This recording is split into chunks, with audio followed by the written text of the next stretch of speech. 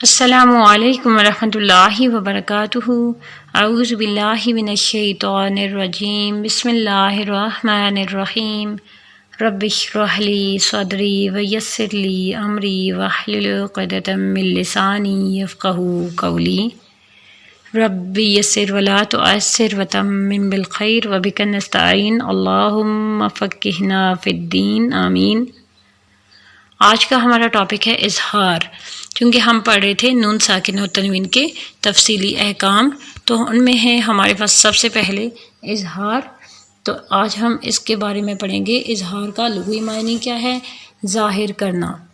اظہار کا لغوی معنی ہے ظاہر کرنا، اور اس کا اصطلاحی معنی کیا ہے، وہ ہے جی ہمارے پاس نون کو اس کے مخرج سے بغیر غنہ کے تمام صفحات کے ساتھ ادا کرنا، یعنی نون کو اس کے مخرج سے ایسے ادا کرنا کہ وہاں پہ غنہ نہ ہو بغیر غنہ کے تمام صفحات کے ساتھ ادا ہو جائے، تو اس سے کہتے ہیں اس کا اصطلاحی معنی اظہار کا، یعنی اظہار کر دینا ہے، وہاں پہ غنہ بالکل نہیں کرنا۔ اس کا قاعدہ دیکھیں، قاعدہ کیا ہے، نون ساکن یا تنوین کے بعد حروف حلقی میں سے کوئی حرف آ جائے تو وہاں پہ کیا ہوگا، اظہار ہوگا، ٹھیک ہے، وہاں پہ کیا ہوگا، اظہار ہوگا۔ اور اس میں اظہار کو جو ہے وہ اظہار حلقی کہتے ہیں۔ کیوں کہتے ہیں؟ کیونکہ نون ساکن یا نون تنوین کے بعد جب حروف حلقی آتے ہیں تو تب اظہار ہوتا ہے۔ صرف وہ حروف حلقی کون سے ہیں، حمزہ، ہا، عین اور ح اور غین اور خ۔ تو یہ جو 6 حروف ہیں نا، انہیں کہتے ہیں حروف حلقی، کیونکہ یہ حلق سے نکلتے ہیں۔ اور کیا ہوگا، اس اظہار کو اظہار حلقی بھی اسی وجہ سے کہتے ہیں کیونکہ یہ حروف حلقی سے ریلیٹڈ ہے۔ ہاں جی، تو ہمارے پاس آگے اس کے حروف حلقی کون کون سے ہیں انہوں نے بتا دیا کہ یہ ہیں جی ہمارے پاس حمزہ، ہا، عین، ح اور غین اور خ۔ تو یہاں پہ اس کی مثالیں ہیں۔ نیکسٹ حروف حلقی کی مثالیں۔ اب وہ کیسے مثالیں ہیں جی، ایک کلمے میں، 2 کلمے میں اور پھر تنوین کے ساتھ الگ الگ سے یہاں پہ حروف حلقی ہیں۔ نیکسٹ کالم میں ہے جی ایک کلمے کی مثال، کہ جب ایک ہی کلمے میں نون ساکن کے بعد کوئی بھی ایسا حرف آ جائے جو حروف حلقی میں سے ہے اور وہاں پہ اظہار ہو تو وہ اس کالم میں آ جائے گا۔ نیکسٹ ہے جی 2 کلموں کی مثال، کیسے کہ نون ساکن یا تنوین کے بعد جب حروف حلقی میں سے کوئی حرف آ جائے لیکن وہ اگلے کلمے میں ہو، نیکسٹ کلمے میں ہو، دوسرے کلمے میں ہو، تو وہ اس ٹیبل میں آئے گا، اس کالم میں آئے گا۔ نیکسٹ ہے جی تنوین کی مثال، تو وہ کیا ہوگا کہ جب نون ساکن یا تنوین ہو اور اس کے بعد حروف حلقی آ جائے۔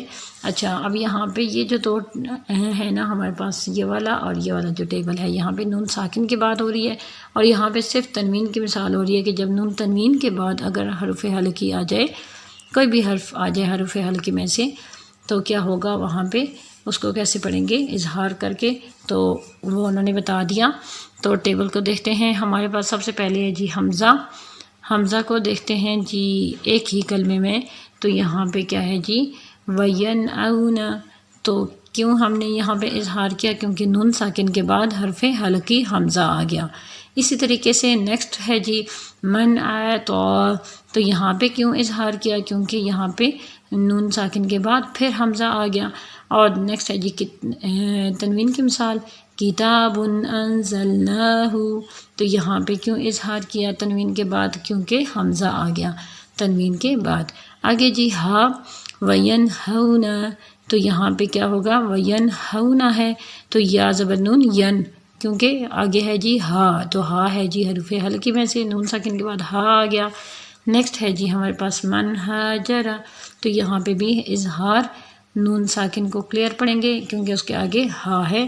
نیکسٹ ہے جی فریقا ہدی، تو یہاں پہ بھی تنوین کو کلیئر پڑھا کیونکہ ہا آ گیا حروف حلقی میں سے۔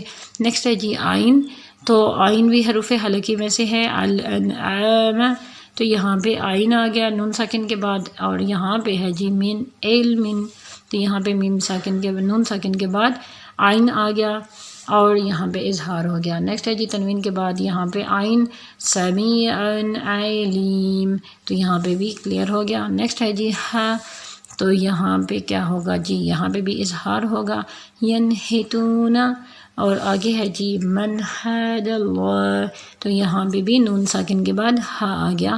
اسی طریقے سے نیکسٹ ہے جی عزیز حکیم، تو یہاں پہ بھی نون تنوین کے بعد ہا آ گیا جو کہ حروف حلقی میں سے ہے۔ نیکسٹ ہے جی غین، تو فسیغدون، تو یہاں پہ کیا ہوگا جی نون ساکن کے بعد غین آ گیا حروف حلقی میں سے، تو اسے اظہار کر کے پڑھیں گے فسینغدون، تو یا پیش نون یون، فسینغدون۔ اچھا اب آگے ہے جی یہاں پہ نیکسٹ کلمہ، وہاں پہ غین ہے من غسلین، اور آگے ہے جی قولا غیر، تو ہے جی آگے ہے ہمارے پاس خا والمنخنقہ۔ یہاں پہ کیوں کلیئر پڑا؟ کیونکہ یہاں پہ نون ساکن کے بعد خا ہے جو کہ حروف حلقی میں سے ہے۔ نیکسٹ ہے جی ہمارے پاس من خشیہ، تو یہاں پہ بھی حرف حلقی میں سے خا آ گیا نون ساکن کے بعد۔ اور پھر ہے جی لطیف خبیر، تو یہاں پہ بھی تنوین کے بعد خا آ گیا۔ نیکسٹ ہے جی ہمارے پاس اظہار حلقی کے مراتب، تو یہاں پہ جو مراتب ہیں وہ ہے ہمارے پاس 3، وہ کون کون سے ہیں؟ اعلیٰ، سیکنڈ پہ ہے وسطیٰ، اور تھرڈ پہ ہے جی ادنا۔ ہاں جی، تو سب سے پہلے جو اعلیٰ ہے اس کا کیا مطلب ہے کہ جب نون ساکن و تنوین کے بعد حمزہ اور ہا آ جائیں تو وہاں پہ کیا ہوگا؟ اظہار حلقی، اور اظہار حلقی کیسا ہوگا کہ اعلیٰ ہوگا حمزہ اور ہا کی صورت میں۔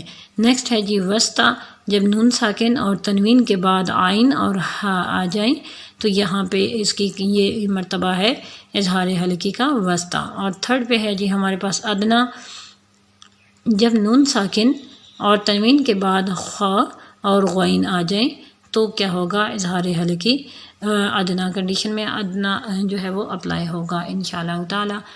اچھا جی، یہاں پہ اس کو سمرائز کر لیتے ہیں۔ آج ہم نے کیا پڑھا کہ اظہار کا لغوی معنی کیا ہے؟ ظاہر کرنا۔